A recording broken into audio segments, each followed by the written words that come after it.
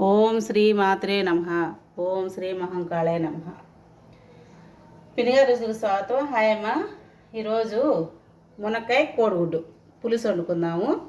దానికి కావాల్సినవి మునక్కాయ ముక్కలు, సన్నగా తరిగిన ఉల్లిపాయ ముక్కలు, గుడ్లు, చింతపండు, 2 టమాటాలు, 4 పచ్చిమిరకాయలు. సింపుల్గా చేసుకుందాము.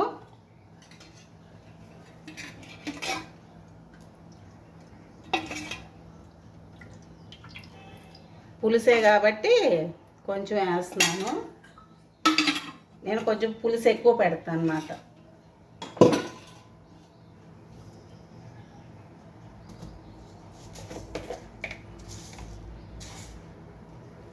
ఆవాలు వేస్తున్నాను. అన్నీ కొంచెం కొంచెం వేస్తాను, ఎక్కువ వద్దు.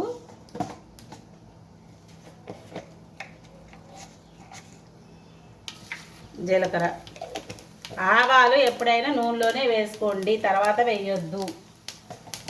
ఎందుకంటే ఏగోపోతే తినాలంటే పచ్చి పచ్చిగా చేదుగా ఉంటాయి.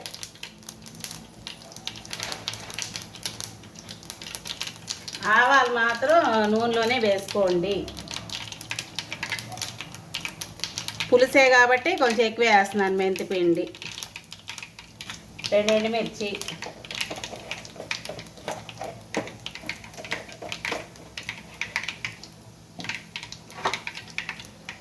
ఇవి ఎర్రగా వేపుకోవాలి.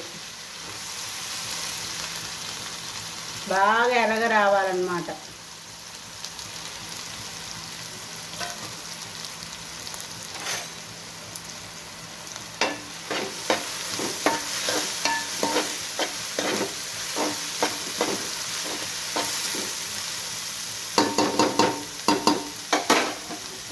దీంతో పాటే మునక్కాయలు కూడా వేసేస్తున్నాను.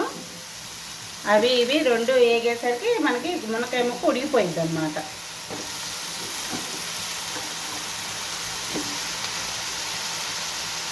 ఉల్లిపాయలు వేపుకునేటప్పుడు స్విమ్లో పెట్టుకోవద్దు, మీడియంలో పెట్టుకొని వేయించుకోండి. స్విమ్లో పెడితే మగ్గిపోతాయి మీకు. మూత పెట్టద్దు, ఇలానే ఏం చేసుకుందాము.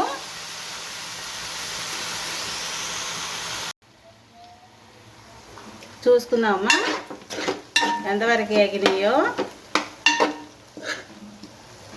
ఇదిగో ఇట్లా ఎర్రగా ఎగాలి ఉల్లిపాయలు.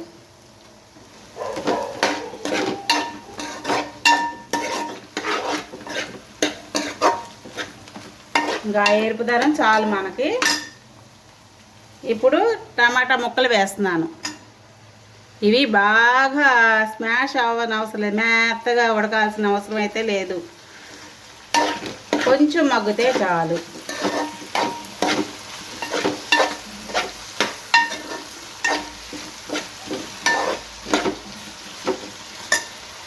ఇవి ఇంట్లో చెట్టుకే కాసినవి మిరపకాయలు. ఇప్పుడు మనము పసుపు, ఉప్పు వేసుకుందాము.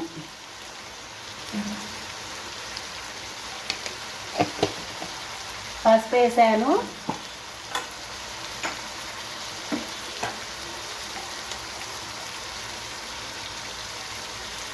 పులుపు కాబట్టి అది సరిపోయింది. ఎప్పుడైనా పులుసులకి ఉప్పు కారం ఎక్కువ పట్టింది. ఇవి కూడా ఇలానే వేయించుకుందాము.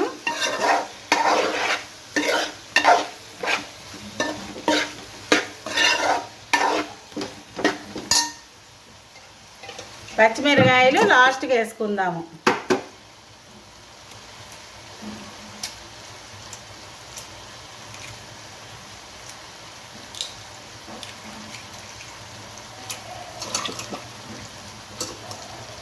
మీరు గుడ్లు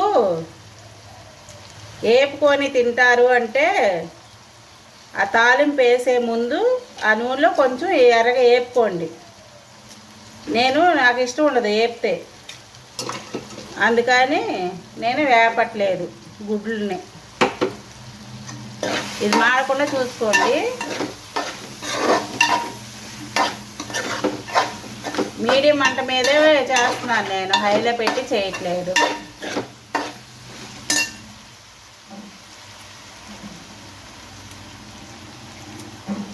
గుడ్లు కాస్త ఉప్పేసి నీళ్ళల్లో ఉడకబెట్టుకోండి, ఈజీగా వచ్చేస్తాయి ఇది పొట్టు. గుడ్లు ఉడికించే ముందు నీట్గా వస్తాయి. ఆ నీళ్ళలో ఉప్పేసి ఉడకబెట్టుకోండి, పై పొట్టు ఈజీగా వచ్చేసిద్ది మనకి, ఇబ్బంది లేకుండా.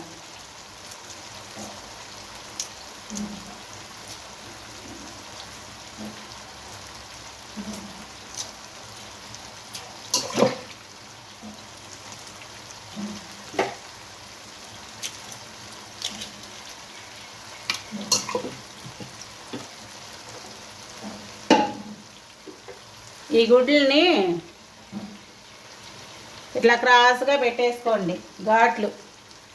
మనం వేసే ఉప్పు కారాలు పులుపు అన్నీ ఆ గుడ్లోకి వెళ్ళిపోతాయి.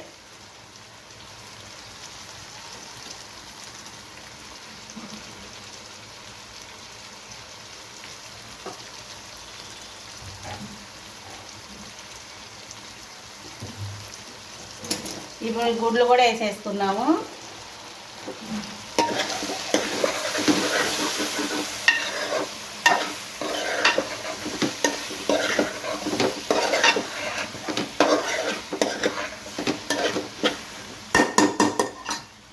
ఇప్పుడు కారం వేసేసుకుందాం.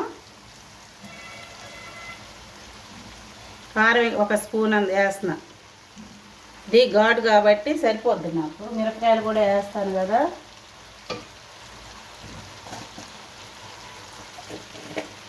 కొంచెం ధనియాలు జీలకర్ర పౌడరు, గింతే. ఇంక వీటిలో ఏ మసాలాలు వేసే పనేమి లేదు. అల్లం వెల్లుల్లిపాయ ఇష్టం ఉంటే అల్లం వెల్లుల్లిపాయ వేసుకోండి.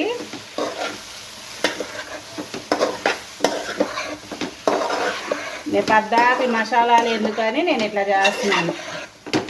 పద్దాలు మసాలాలు కూడా తినకూడదు కదా.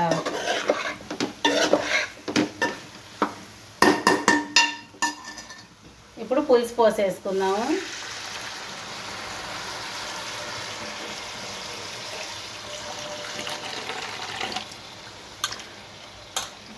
మీరు ఎప్పుడైనా చేపల పులుసు కానీ ఇట్లా పులుసులు పెట్టుకునేటప్పుడు చింతపండు నానబెట్టుకొనే పోసుకోండి పులుసు.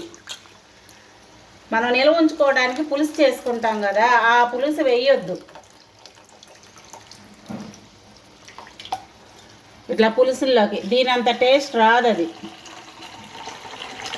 ఉడకబెట్టిన చింతపండుతో చేసేది.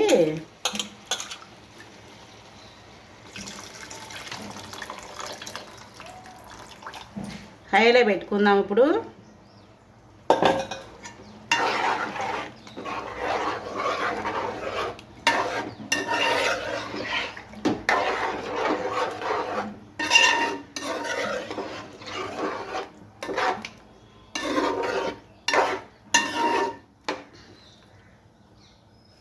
కొంచెం నీళ్ళు పోస్తాను నేను. మీరు ఎంత పులుపు కారాలు ఉప్పులు తింటారో అంతే వేసుకోండి, ఎక్స్ట్రా వేసుకోవద్దు.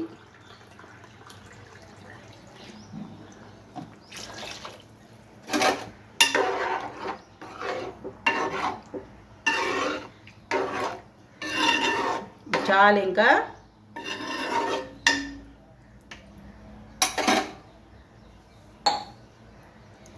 ఇది హైలో పెట్టి ఉడకడం స్టార్ట్ చేశాక సిమ్లో పెట్టుకొని కాసేపు ఉడకబెట్టుకుందాం. మునక్కాయ ముక్కలు ఉడికిపోతాయి.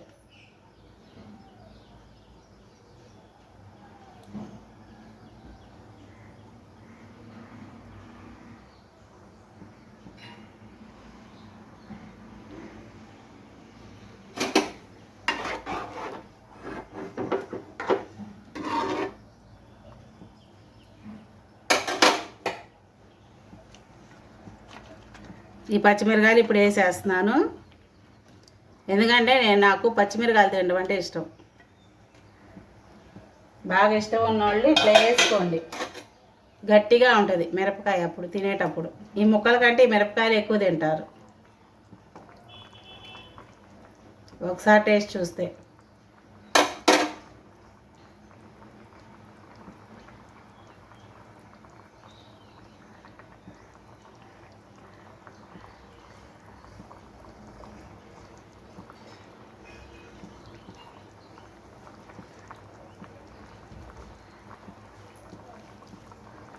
ఉడకడం స్టార్ట్ అయింది. కొంచెం సిమ్లో పెట్టుకొని ఒక 5 నిమిషాలు ఉడకబెట్టుకుందాము.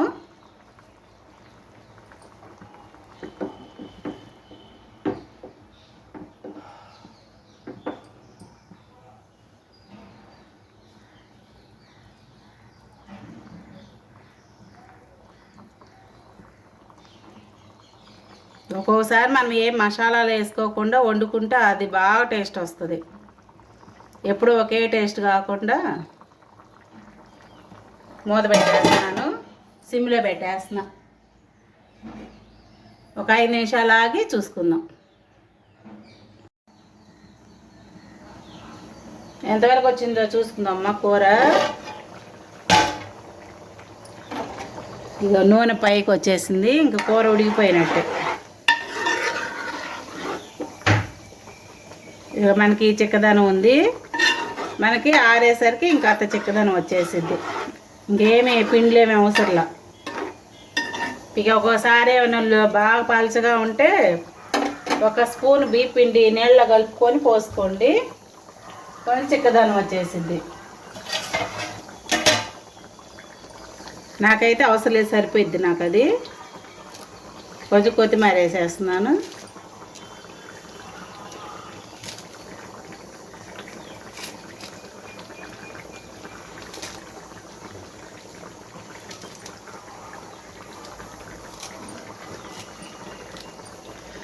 గింతేనమ్మా మునక్కాయ గుడ్డు పులుసు. స్టవ్ కట్టేస్తున్నాను. ఇంకా నా వంట మీకు నచ్చితే లైక్ చేయండి, షేర్ చేయండి, సబ్స్క్రైబ్ చేసుకోండి.